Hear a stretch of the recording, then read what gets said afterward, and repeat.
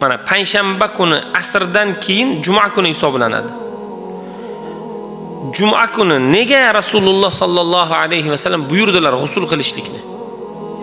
O'sha kuni tirnoqlar olinishligi, sochlar yuvilishligi, butun jasad yaxshilab yuvilinishligini nega aytdilar? Payshanba kuni kechqurun demak, asr namozidan keyin haftada bir marotaba insondagi zararli kasalliklar, zararli moddalarni Alloh qudrati o'laroq badanni tashqarisiga chiqaradi Alloh taolo.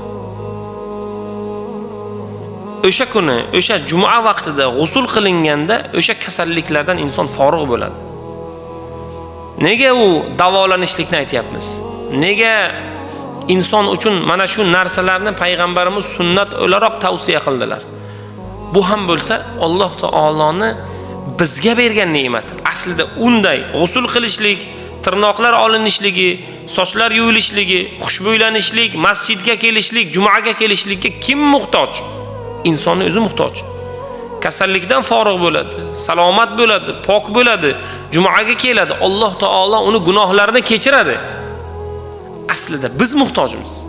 Shuning uchun bunday holatlarga biz qiziqish bildirmoqligimiz va Alloh taolodan inshaalloh fazilat o'laroq yaxshilikda bardavom bo'lmog'imizni Alloh taolodan so'ramoqligimiz kerak.